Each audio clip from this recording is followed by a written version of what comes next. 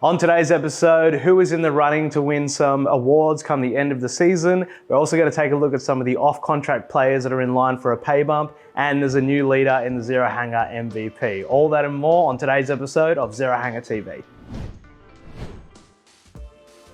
All right, so we're about halfway through the year, Mitch. So let's take a look at some of the awards that happen at the end of the year, like the Brownlow, the Recruit of the Year, the Coach of the Year. Who is in the running for those kinds of awards? Like, so who's got the best body of work? So we'll start with the Brownlow. So who have we got at the moment? Well, I guess after 12 or so rounds, or heading into round 13, you'd probably think Nick Daicos is going to have the most votes to his name. I would be tipping Marcus Bontempelli, I think, if we're coming to the end of the year. I reckon a big backstretch from him and what we've kind of seen from the Bont so far this year has probably been the best player, but Nick Daicos certainly would have picked up a few more votes in that game against West Coast over the weekend. I think that could literally be the difference at the moment. Between those two at the top, Christian Petrarca probably another one that would surely be in contention. Yeah, and with Degoe out for 3 weeks, I think he's going to get, Nick Daicos is obviously going to get a bit more attention. And absolutely. Yeah, less votes taken off him. So Recruit of the Year, who have we got there? Well, if you want to put it down to, I guess, value or bargain buys, you can't really go past Liam Jones. Obviously had the year off after leaving Carlton, joins the Western Bulldogs for nothing, and at the moment could be an All-Australian defender the way he's playing at the moment. So from a pickup or a recruitment point of view, you're going with that. As far as probably the most, best performing recruit might be Tim Taranto. Tom Mitchell's been absolutely fantastic, and he obviously didn't cost the Pies too much either, but I think Liam Jones would be our pick for Recruit of the Year. Yeah, so we're going based on value as well. Yeah, awesome. So we talk about this most weeks with the rookie rankings, but in terms of rising stars, like the young players coming up, who do we have at the front there? Yeah, well, just like our rookie rankings, Harry Sheezel, Will Ashcroft, neck and neck between those two. You're probably going to look at Sheezel for your tip at this point of the season, but Ashcroft will have a week back this week, and just like in our rookie rankings, could be jumping straight up to the top spot. Bailey Humphrey's been absolutely fantastic since making his debut in round 6, and his past month in particular would certainly have him probably third in that group alongside maybe Mitch Owens, who isn't eligible for our rookie rankings but is eligible for the Rising Stars. So he's probably that difference when we compare the two. But Michito Owens for sure in that top bracket. Yeah. The next one is quite an interesting one. I like this, the most improved player. So people that have played previously the previous year, and this year they put a better body of work together. Yeah, so I guess we'd look at someone like Connor Nash, who's been absolutely fantastic for the Hawks. They've needed a bit more in their midfield this year. You can certainly argue Nick Daicos has taken his game to new heights as well. If you want to talk about some players who actually didn't play last year and are having great seasons on top of maybe what their 2021 campaign looked like, and players like Brent Daniels, Oscar Allen, putting in really great seasons after not playing at all last year. So there is, I guess, that group at the moment. Nick Martin argued as arguably the best wingman in the comp after only making his debut last year. So somewhere in that group, I think Martin would be a good pick. Connor Nash as well, certainly, for those most improved players in 2023. Yeah.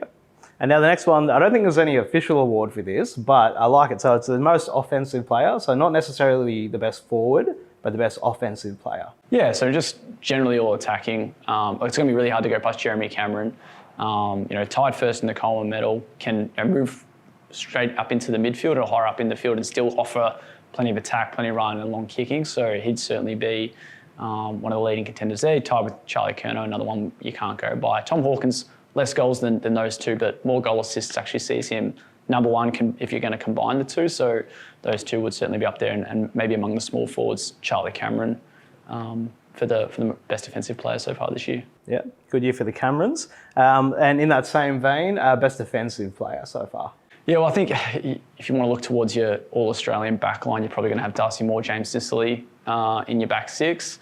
Both players, as far as contested defensive one-on-one contests, they've only lost 4 of 31, so split them there. I think maybe the only thing you could really argue is where Moore's team currently at the top of the ladder and the Hawks among the bottom 4. So maybe that's literally the only difference between those two. Jacob Wiedering has a pretty similar rating. It actually might be better, but I just think with what Moore and Sicily have put out, as for their season so far, would have them probably in the leading run for the best defensive player this year. Yeah, and I think them both being captains as well gives them that little bit of an extra helps, edge yeah. over Wiedering. So, and the last one, which is probably a pretty contentious one, is Coach of the Year. Yeah, well, it'll be interesting. Look, Craig McRae has been pretty much faultless this season, but how do you go past Ken Hinkley, the pressure that was on Port Adelaide heading into this season? Not playing finals last year, and now they've won 9 straight games. So for Ken, for everything that's kind of going on for his job at Port Adelaide, I think he's probably going to get the nod. Pretty stiff on fly, but certainly those two maybe towards the top, I'd say. Yeah, well, Fly might have a premiership at the end of the year, so he might not be too worried about who the best coach is. So that is the mid-season awards, let's say. So now we're taking a look at the off-contract players that are in line for a pay bump, let's say. Yeah, so some players who obviously don't have deals for next year yet, whether they re-sign or go somewhere else, they'd probably be in line for, like you said, a bit of a pay bump, nice increase given the form they've put into 2023. The two that stand out for me, 2 first-round picks from the 2019 draft in GWS's Lockie Ash and Port Adelaide's Miles Bergman.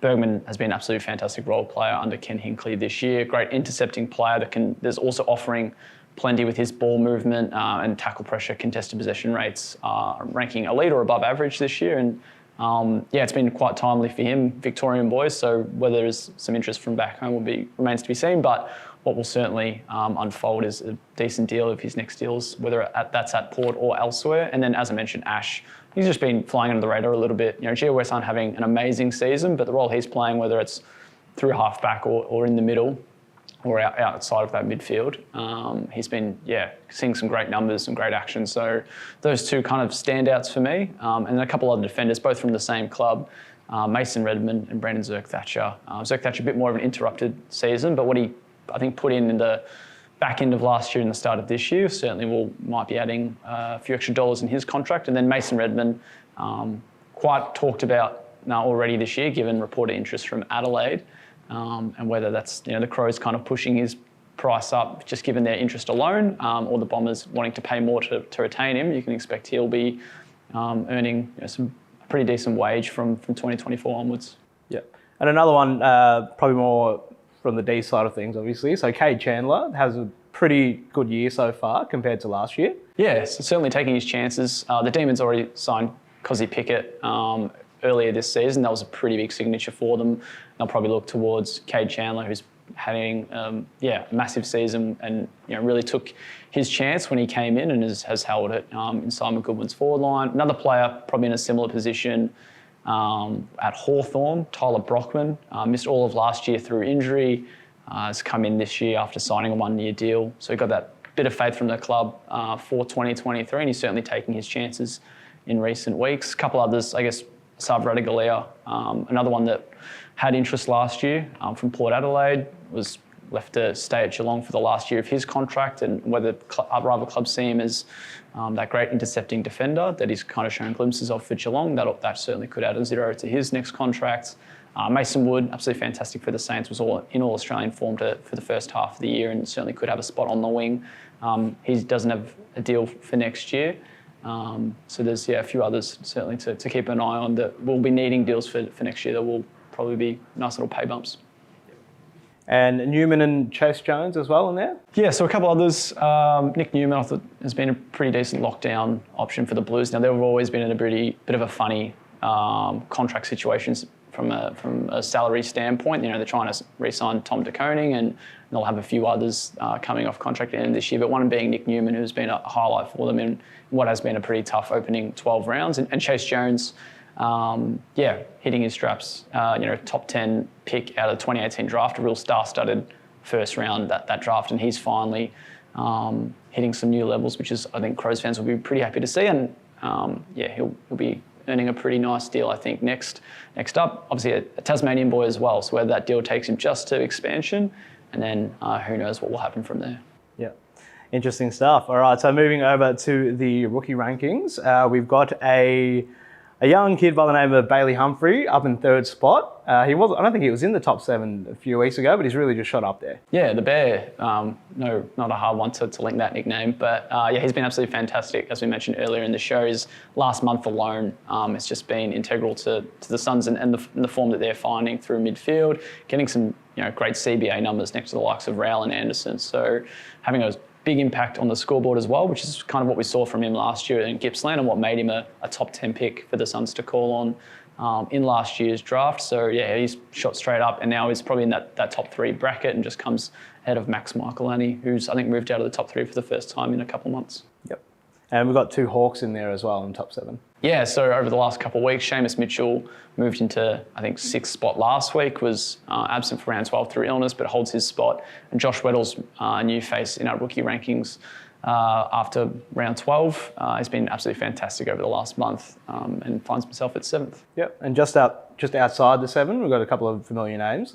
Yeah, so the top 7, that'll expand to 8 at the end of the bye round. So there's certainly going to be an opportunity for a fresh face. And I guess at the moment, Jacob Van Rooyen just got the Rising Star nomination. George Wardlaw's first couple of games have been outstanding. Another one from the Demons, Judd McVie. So both him and Van Rooyen have been really solid. And then one that just fell out, Mateus Filippo. He'll be a chance to come straight back in after the bye that he served for round 12. So a few kind of just hovering just outside, but yeah, we'll expand to a top 8 after the bye rounds. Yeah, looking like pretty strong rankings at the moment. So, and to finish off, as always, we've got our Zero Hanger MVP and new leaderboard, my boy, Petrarca. Yeah, you'll be happy, yeah. So Christian Petrarca's moved into top spot on our MVP after 12 rounds. Another best on ground performance over the weekend when he came up against Carlton, just added to a really, really strong, I guess probably month and a half for Petrarca. And I guess a couple of games without Clary is certainly going to help a little bit in that midfield for him to get some more action. So he'll overtake the Bont, who's actually dropped to 3rd. So Nick Dacos, another strong performance from him, as we mentioned, against West Coast, sees him go up to 2nd.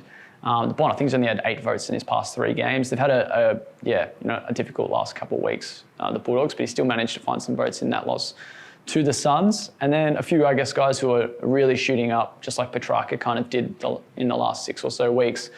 Zach Butters, one of the form players of the competition, he's in at 6th. Tim Taranto's actually moved up into 4th. He's just been steadily polling votes. I guess the last 5 or so rounds. And then a new face in our top 10, Zach Merritt, another midfielder who is just reaching some career best form, and he's on track to keep shooting up. So yeah, a few changes among our top 10, and a new leader in Christian Petrarca. Yeah, we didn't mention him at the Brownlow discussion at the start, but I think given the fixture, I reckon Butters could be pushing up there towards the end of the year. Yeah, well, it's a bit like Ollie Wines. If you're the best player in a club that's not losing a lot, you're going to be a pretty good spot, just like Nick Dacos is. And like you said earlier as well, with Jordan De Goey now ineligible, Dacos could be polling even more than what we're seeing. Yeah, interesting stuff. All right. Well, that wraps it up for Zero Hanger TV today. Thanks, Mitch. Thanks, Phoenix. And don't forget to subscribe to the YouTube channel and catch up on all the latest AFL news at zerohanger.com. Cheers.